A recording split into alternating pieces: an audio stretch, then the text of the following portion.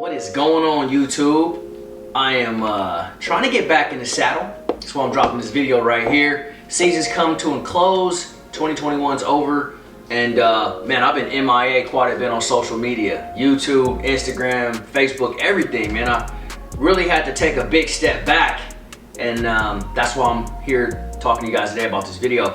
And I'm basically want to tell you guys my story and my experience with COVID-19. Obviously that's why you guys have not been seeing me posting videos on the channel, but we're doing a lot better now health wise, and so you guys are going to see a lot more content coming from me on the channel in the near future. So we're going to kick it off with kind of this whole COVID thing, how I got it, what it did to me, my symptoms, kind of how I got over it, you know, how I'm feeling today, and looking and moving forward. So I'm gonna jump right into this thing, man, and not drag it out. So of course, every year there's a big annual convention that we have in the bass fishing industry. If you know anything about bass fishing, you've heard of it. It's called ICAST, right? For the last several years, it's been in Orlando, Florida. This year was no different. July, I think the 21st, 22nd, and the 23rd. Those dates might be a little bit off, but down at the Orange County Convention Center in Orlando, Florida. I fish for a living, okay? I have several sponsors that I have to work for. You know, I need to be there. This is a big deal for all professional anglers. All the newest tackle comes out, rods, reel, line, everything involved in tournament bass fishing and bass fishing in general is there at ICAST. And it's very important that we're there to represent our partners. And this year was no different. I got down there, and to give you guys kind of a little bit of back history, I ended up contracting COVID-19 back in January of 2021. I actually was asymptomatic. I had COVID-19. I didn't even know I had it. And the only reason I even went and got tested is because a friend of the family, they ended up testing positive, and I had been around them, so I was like, I mean, I feel great, but for giggles, I'm gonna go take a test just to see. And lo and behold, I was asymptomatic. I had it, I was positive. But the doctor was kind of shocked. She's like, man, she's like, you don't have any symptoms? And I'm like, no, I don't have anything. And she just kind of couldn't believe it, but I took it as a good thing. I felt like maybe my immune system's real strong. It hasn't impacted me a lot. I'm good to go, right? So I left the doctor with that in mind.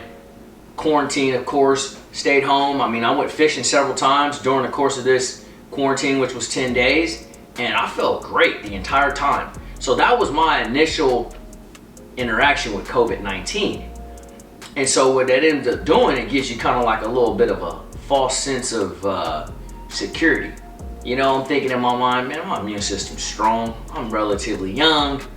I should be good, right? We should just roll through life, you know, try to exercise a little bit, try to eat right, we'll be good, right? That's my mind frame.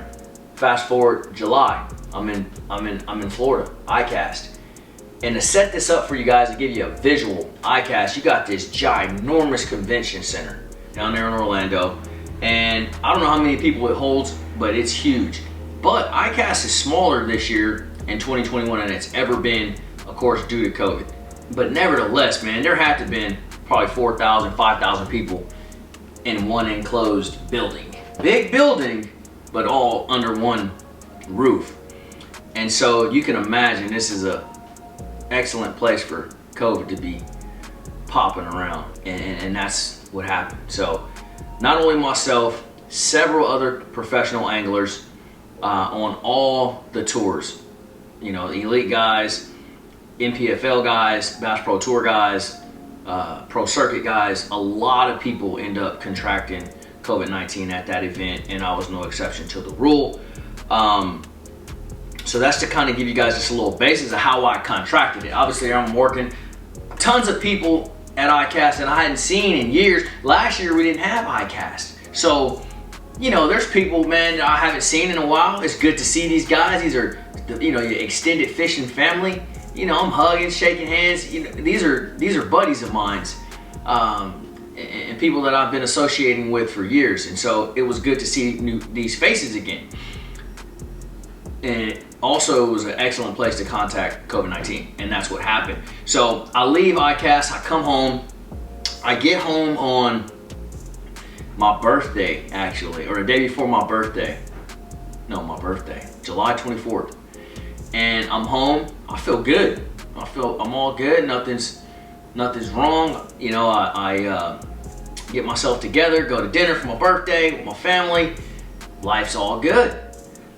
That next day is when I woke up on July 25th, day after my birthday, and I was like, man, I feel a little weird. I don't really know what to call the symptom exactly because it was hard to pinpoint it, but I didn't feel like myself. I'm like, man, something feels a little off, but whatever, you know, shake it off type of deal, keep rolling. Well, over the course of the next few days, I started developing classic symptoms of COVID-19. I wake up one morning, I got a headache. Hadn't been drinking or nothing, no need for a headache, I got a headache. I'm like, this is crazy. Then I start developing achy muscles, I mean everywhere, from your ankles all the way to your neck, man. Just all my muscles were really, really sensitive, achy, it sucked. And I'm like, man, okay. I'm telling myself at this point, I definitely got COVID. Then came elevated temperatures. I think the highest my temperature got though was like 100 point something. It wasn't nothing crazy. I wasn't 101, 102, you know, and they say when you get up to like 104 is where you really need to be concerned. I didn't see any temperatures like that, but I definitely had some a fever, a little bit of nausea and a little bit of diarrhea. I said headache already, and muscle aches. That was pretty much all of my symptoms. So I'm like, all right, I can deal with this. And if this is all it's gonna do, I'll be good. Fast forward day 4, I lose my sense of taste and my sense of smell together. Can't taste anything, can't smell nothing. I'm like completely out of it as far as eating and tasting. And that made it very difficult as far as to eat, because you know, you can't taste it. That's like one of the greatest things, is to taste your food, right? Lost it. Luckily for me, that only lasted for a day. And the day after that, my sense of taste and smell came back. So I was like, cool. All this time, I'm thinking, you know, it's like day 7 now that I've had COVID. I'm like, if this is all it's gonna do, I'm good. I'm fine. You know, I'm watching all the news stuff, and I'm like, man, I'm gonna be good. I'm gonna wear this thing out, drink some water, take some vitamins and things. I'll be good. And that was my mindset. Now, mind you, I have a tournament coming up this following week, and I know this, and I need to prepare myself for this event. My boat and truck is in New York. I left it up there after the last Bass Pro Tour event, which was at the St. Lawrence River. So my boat's and truck's up there in a safe place. I need to fly up to New York and get my rig. Of course, I'm under quarantine for 10 days, so I need to be mindful of that. I actually end up having to move my flight just to meet the quarantine mandate. And so I did so. And so I'm just thinking in my mind, I'm gonna be good, man. I'm gonna get up here to New York. I'll be feeling a little bit better. We'll get out on Champlain, start practicing. Life will be as normal. It'll be good. So I catch a flight. I get up to New York, Plattsburgh, New York. I had to push my flight literally all the way to the day before practice. So I don't have any time to really prep and get my rods and stuff together, any of that. Plus I'm getting over COVID, so I'm like, you know, I probably need to take it easy anyway. So I told myself the first day of practice, I won't even practice. I'll just get my rods together and we will practice day 2. That was my plan. So I fly to New York, I get my rig, I get checked into a cabin up there. And sure enough, that next day comes around, I wake up, I'm just gonna wake up and I'm gonna do my tackle. Well, I get up and I need to take my cover off my boat. So I hop up on my boat and I'm rolling this cover. I'm a one-man show, there's nobody there to help me out. So I'm rolling this cover up and I'm noticing, I'm like, man, I'm like really, really tired from doing that, like gassed. Like, I shouldn't be this tired just taking my cover off. I take this thing off all the time. I shouldn't be this tired. And I started to notice too, I was having a small cough. Like, it wasn't like, like a smoker's cough, but it was like, getting to be pretty regular, like, like that. And I'm like, man, weird. but I'm still thinking I'm good, you know, because nothing major has happened yet, you know, and I'm like, dude, I'm fine. I just need to keep pushing through, right? That's how us men think. We just gonna push through, right? So I get my cover off finally. I'm pretty gassed. I'm like, dang, that took a lot of me. So I sat down, I chilled out, and kind of just relaxed for a little bit. Well, it got to the point where I was like, man, I just don't feel right about it. And I'm not one to like turn a blind eye to things completely. You know, like I got COVID symptoms, but I know what this is because so many people had contracted COVID there at ICAST. Several buddies I'm on the phone with, everybody's like, man, I got COVID. And I'm like, dang, that sucked. So I'm just getting over COVID, right? So I'm like, but nothing drastic's happened, so I'm just playing it cool. But when I started getting gassed like that, I'm getting like shortness of breath, and I'm like, man, I don't know, this might be turning into something more, or there might be more there that I need to look into. And that was probably the best thing that I could have done. So now we're on like day like 12 or 13, and I'm experiencing shortness of breath from taking my cover off my boat. And so I finally just say, you know what, I need to probably go to urgent care. Since I already washed up day one, I'm not gonna practice anyways. I probably need to take care of myself, so, or at least get looked at, if nothing else. So I get my stuff together, unhook my boat, got gassed again just from unhooking my boat. And I'm like, man, I'm like out of breath. And I go to the urgent care there in Plattsburgh, New York. And I walk in there and I pretty much explain to them, like, listen, this is, you know, these are the symptoms. I have COVID-19, or I'm getting over COVID-19. I'm on day, 12 or 13 or whatever it was. And so they're checking me out, all my vitals and everything. They're like, that for the most part looks good. But then she's like, we want to do an x-ray. And, excuse me, when they do an x-ray, they find out that I have pneumonia. I find out. We all find out at that very moment that I have pneumonia. Basically fluid and mucus on the inner linings of your lungs. And fast forward to now, I've done so much research on COVID-19 since contracting it. This is what's killing people, is the pneumonia. This is why you see people in the hospital like on ventilators and having to have oxygen and all these horrific visuals that you get that's flying all across social media and the television. It's the pneumonia side of it.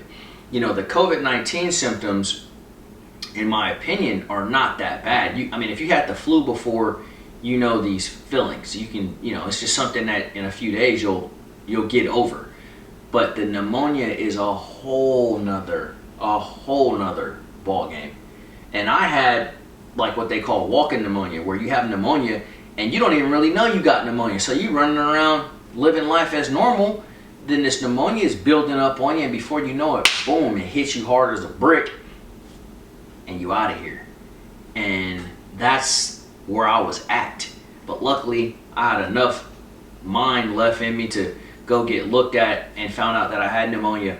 But the crazy thing about it is there's no treatments for, or there's no antibiotics necessarily for viral pneumonia. Now they have antibiotics for bacterial pneumonia, but because the pneumonia was triggered from COVID-19, there's not like a magic pill I can take to get rid of my pneumonia. At this point, just waiting it out more or less is the option. So here I am stuck in New York with pneumonia. Obviously I had to withdraw from the tournament myself, and then there were 7 other anglers that all had to withdraw from this event because we all had pneumonia. Some of them more severe than me were hospitalized. I never got admitted to the hospital, thank God, but I still had pneumonia. But a lot of my buddies and fellow BPT anglers are up in the hospital, man, and it's serious. Fast forward into today, and why it's taking me so long to like get back into the social media and just everything, posting YouTube videos, just getting back to being myself, man. It was such a rough point in my life, and I'm still battling with it to this day, man. I've developed anxiety, which I've never had before in my life. I have like these panic attacks where I think in my mind like I'm struggling to breathe, and I'm not. I'll end up rushing to the ER or to our urgent care. Like, oh my God, I feel like I can't breathe. It's all in my mind. They're looking at me like, look, statistically or clinically, you look perfect. Everything looks good. And so I'm having to battle with that internally to get back to who I am. And so it's been a rough couple months, getting through COVID, and then, now getting over the lingering effects, the anxiety, panic attacks, and just having bad thoughts, which is not me at all. I'm like 100% Mr. Positivity, you know what I mean? But this COVID will knock you down. So, I just felt like I needed to jump on here real quick and give you guys some backstory and insight to what happened to me. And, this may help somebody else out there. I know a bunch of you probably watching this are like, is he gonna touch on the vaccine or not? And and that's something that I really don't want to touch on, and because I don't want to make the decision for nobody. If you feel like you need to get the vaccine and you might be health compromised and that will help you out, you should do it. But if you feel like you don't need to get the vaccine and you want to take alternative routes, then that's what you should do. I'm pro-choice, man. Whatever you feel like is best for you. So I'm not here to persuade you one way or another. More or less just tell you my story, give you some back history of what happened to me and why I've been MIA on YouTube. But I will be back. This is going to be a big week for me. I plan on knocking out a few videos. Off season is here, so I don't have any more tournament commitments. That gives me a lot more time to create content and put out and bring to you guys on YouTube. So once again, as always, I appreciate all the love and support. Hopefully you guys can drop some comments. Let me know what you guys want to see. I'm always reading the comments. Even if I don't reply, I read every single comment. So I appreciate all the love, the support. It was really heavily felt at the time when I was going through this. And so thank y'all. Peace. See you.